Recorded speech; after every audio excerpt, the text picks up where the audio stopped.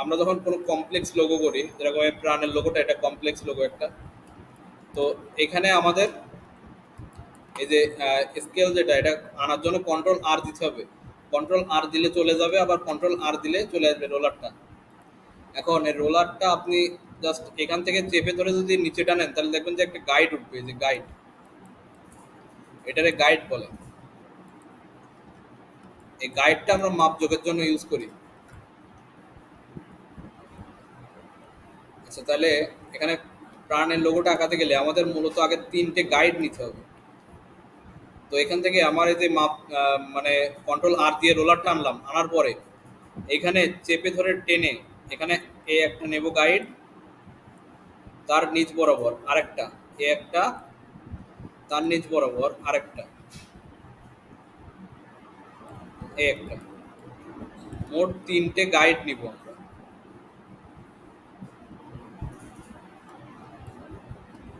এরপর নেক্সট কাজ হলো আমাদের এখানে পেন টুলটা নেবেন, নিয়ে জাস্ট এখান থেকে এর মনে করেন যে এই প্রাণের লোগোটার একটা পাশ যদি আমরা আঁকাতে পারি, তাহলে বাকি 4টা পাশ আঁকাতে পারবো।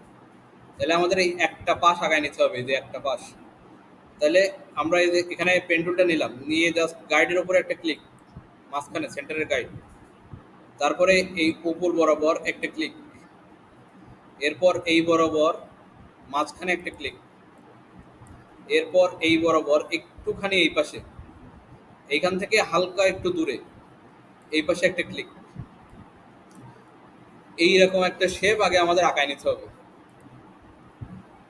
এটা বুঝতে পারছেন কিনা একটু দেখেন।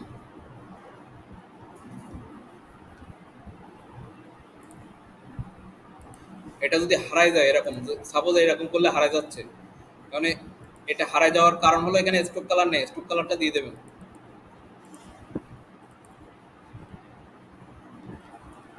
এটা একটু মাঝখানে নিয়ে আসি আমি।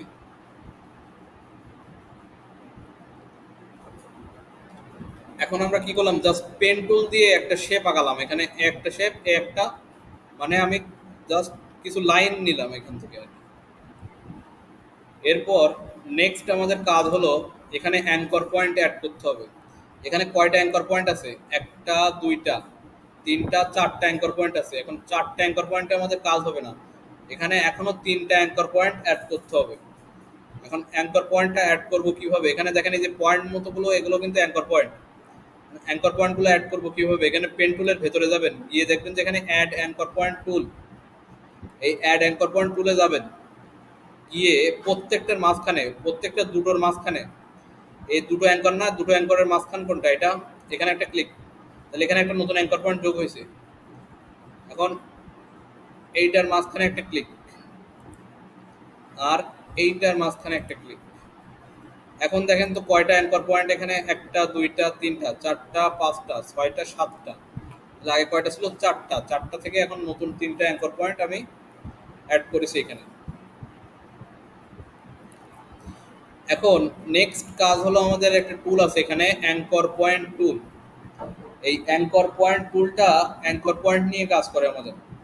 আমাদের এখানে যে অ্যাঙ্কর পয়েন্টগুলো আছে এইগুলো আমরা কাস্টমাইজ করতে পারবো এই যে অ্যাঙ্কর পয়েন্ট টুল দিয়ে। এটা একটা ইম্পর্টেন্ট টুল আমাদের। এই অ্যাঙ্কর পয়েন্টে ধরে আমি ইচ্ছা মতো কাস্টমাইজ করতে পারবো। এখন এই অ্যাঙ্কর পয়েন্টে ধরে যদি আমি বাম বাম বরাবর চাপ দিয়ে টান দেই, তাহলে দেখেন এরকম একটা শেপ হচ্ছে না? বাম বরাবর টান দিলাম কিন্তু আমি। আবারও যদি আমি সেম বাম বরাবর টান দিই, তাহলে কি একটা শেপ হচ্ছে না? এখন যদি আমি এটার নিচ বরাবর টান দিই, হালকা একটু নিচ বরাবর, বেশি না, আমার এইটা আর একটু নিচে হবে, এই অ্যাঙ্কর পয়েন্টটা আর একটু নিচে হবে। আমার এখানে ভুল গেছে একটু। এখানে যদি অ্যাঙ্কর পয়েন্ট ডিলিট করতে চান, এই যে ডিলিট করতে চান, তাহলে ডিলিট অ্যাঙ্কর পয়েন্ট, এই অ্যাঙ্কর পয়েন্টটা ডিলিট হয়ে গেল, দেখেছেন? আবার যদি এখানে প্লাস একটা অ্যাঙ্কর পয়েন্ট অ্যাড করতে চান, এখানে একটা অ্যাঙ্কর পয়েন্ট অ্যাড করবো, মানে এখান থেকে হালকা একটু নিচে, বেশি নিচে, এই যে। আবারও সেম আমি এখানে অ্যাঙ্কর পয়েন্ট তুলে যাব, যে জাস্ট এই যে, আচ্ছা এখানে মানে অ্যাঙ্কর পয়েন্টটা আরেকটু উপরে দিতে হবে। ডিলিট করে দিলাম, আবার প্লাস করে দিলাম এখানে। এটা মিলাতে গেলে একটুখানি সমস্যা হয়।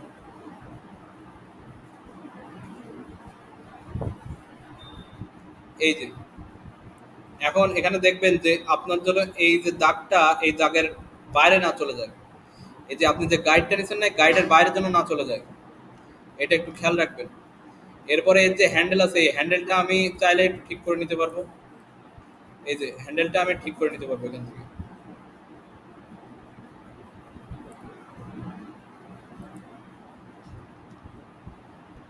এখানে ডিরেক্ট সিলেকশন টুল দিয়ে সব থেকে ভালো হবে। দেখেন এই যে এক পাশ হয়েছে আমার, এক পাশ রেডি না। এখন যদি এই এক পাশ রেডি করতে পারেন তাহলে আর চারটা একদম ইজি। কিরকম আমি একটু বলি। এই এবার আমার এই কাজ হয়ে যাবে, সব গাইডগুলো ডিলিট করে দেবেন। এই যে গাইডগুলো নিয়েছি না, গাইডগুলো সব ডিলিট করে দেবেন। আর গাইডগুলো যদি লক থাকে, যেরকম এখানে যদি লক থাকে, লক থাকলে কিন্তু ধরা যাবে না। এটার আবার আনলক করতে হবে। এখন আনলক কোথায় করবেন? এখানে এই সাদা জায়গায় কিন্তু যদি মাউসের রাইট বাটন ক্লিক করেন তাহলে দেখবেন যে এখানে আনলক গাইড আসবে। আনলক গাইডটা ক্লিক করবেন, এখানে গাইড আনলক হয়ে যাবে সব। এখন আপনি এখান থেকে ডিলিট করে দেবেন গাইড। এখন এই যে আমার একটা অংশ শেষ, এটা আমি শিফটের অল্টার চাপ দিয়ে একটু ছোট করে দিই। করার পরে এখন আমাদের কাজ হলো রিফ্লেক্টেড। এখন এটা আমি মাউসের রাইট বাটন ক্লিক করলাম, করার পরে এখানে ট্রান্সফর্ম, ট্রান্সফর্ম থেকে এখানে রিফ্লেক্ট, রিফ্লেক্টটা এখানে আপনার ভার্টিক্যাল বরাবর মানে এই বরাবর দিয়ে এখানে কপি। তাহলে কি হচ্ছে, এখানে নতুন একটা রিফ্লেক্ট হচ্ছে না? এই যে এখন এইটারে জাস্ট আমি এর সাথে অ্যাড করে দেবো। এই যে এই অ্যাড হয়ে গেল। এখন এই দুটো যদি আমি অ্যাড করতে পারি তাহলে আর দুটো একদম ইজি। এই এটারে ধরবো, ধরার পরে আবারও সেম ট্রান্সফর্ম, রিফ্লেক্ট। রিফ্লেক্টটা এবার কি আমি ভার্টিক্যাল বরাবর করছিলাম, এবার কি হরিজেন্টাল বরাবর মানে উপর নিচে। আগে কি করছিলাম, পাশাপাশি করছিলাম না রিফ্লেক্ট, এবার কি উপর নিচে। তাহলে এখানে হরিজেন্টাল কপি, ওকে দেবেন না জন্য কপি। এখন এই দুটো ধরবো, ধরার পর জাস্ট আমি এই বরাবর এইখানে বসে দিই। এই যে দেখেন একেবারে সেন্টার বরাবর সবকিছু ঠিক আছে। একটা দেখেছেন, একটা পিঙ্ক কালারের একটা লাইন এসেছে দেখেছেন, পিঙ্ক কালারের লাইন এসে একটা দেখেছেন। তার মানে ওটা কি বলতে চাচ্ছে যে আমার এই পাশে সমান, এই পাশে সমান, পারফেক্ট হয়েছে। এখন আমি এখানে ছেড়ে দিব। এতটুকু করার পরে সবগুলো ধরবেন, ধরার পরে জয়েন, মাউসের রাইট বাটন এখানে জয়েন, জয়েনটা করে দিলে কি হয়ে গেল, এখানে সব জয়েন হয়ে গেছে দেখেন, এখানে সব জয়েন হয়ে যাবে দেখেন। এখন আপনার এটার কন্ট্রোল সি, কন্ট্রোল সি দিয়ে কপি, কন্ট্রোল এফ তে ফ্রন্টে পেস্ট মানে সামনাসামনি পেস্ট।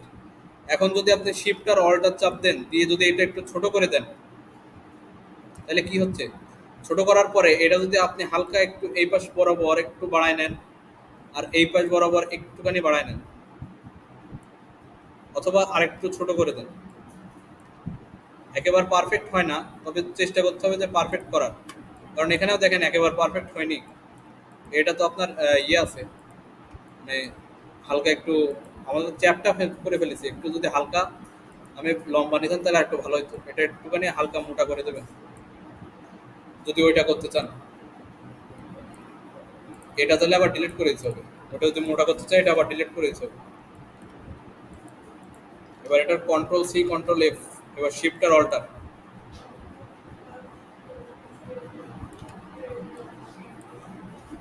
চাপ দিয়ে এখানে আমি ঠিক করে নিলাম।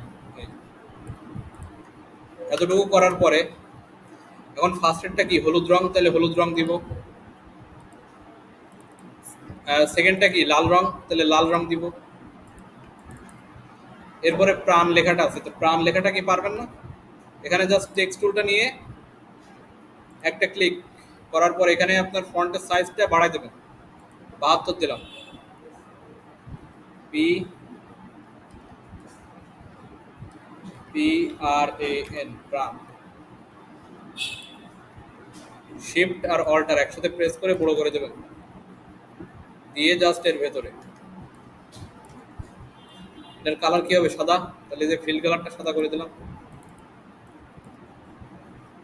একটু করেন তো দেখি এবার। আপনাদের সুবিধার জন্য আমি গ্রুপে ভিডিওটা দিয়ে দিচ্ছি। এখন এটা হয়ে যাবে জাস্ট গ্রুপ। গ্রুপ করে দিলে এটা আর ছাড়া যাবে না।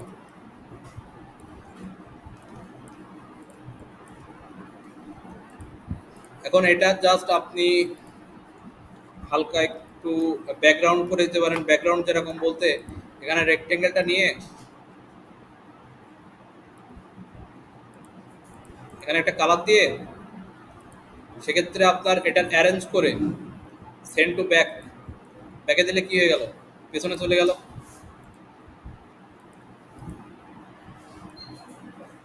এটা সেন্টার বরাবর বসে দিই। এটা ড্রপ শ্যাডো ইউজ করলে আর একটু সুন্দর লাগবে। এটার আমি আনগ্রুপ করে দিয়ে যে ব্যাক মানে পিছনের যেটা এটা ধরবো, ধরার পরে ইফেক্ট স্টাইলিশ ড্রপ শ্যাডোটা আমি 10 দেই, 10 করে দেই।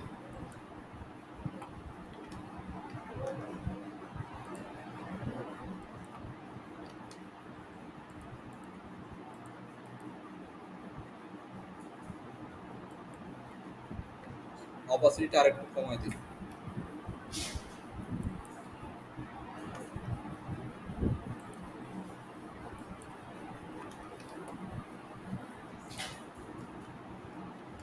তাহলে দেখেন এবার ভালো লাগতেছে না? মানে এটারে জাস্ট আমি ইয়ে করবো, এক্সপোর্ট করে দেবো। এক্সপোর্ট সেভ ফর ওয়েবে দেওয়ার পরে এটারে জাস্ট আমি এখানে থেকে সেভ। এখন আমার লোকেশন সিলেক্ট করতে হবে ডেস্কটপ।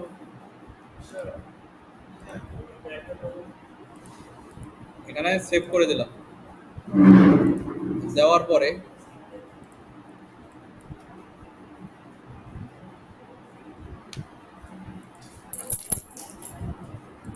এটার একটা এআই ফাইলও দিবেন, সেভ অ্যাজ।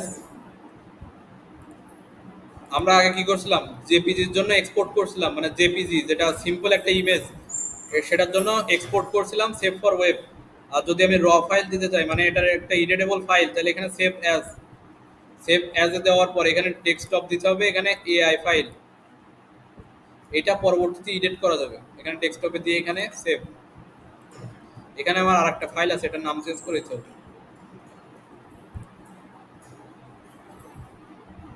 এখন এখানে যা আছে ওকে, যা আসবে ওকে। তাহলে একটা আমার এই যে এআই ফাইল আর একটা হলো জেপিজি ফাইল।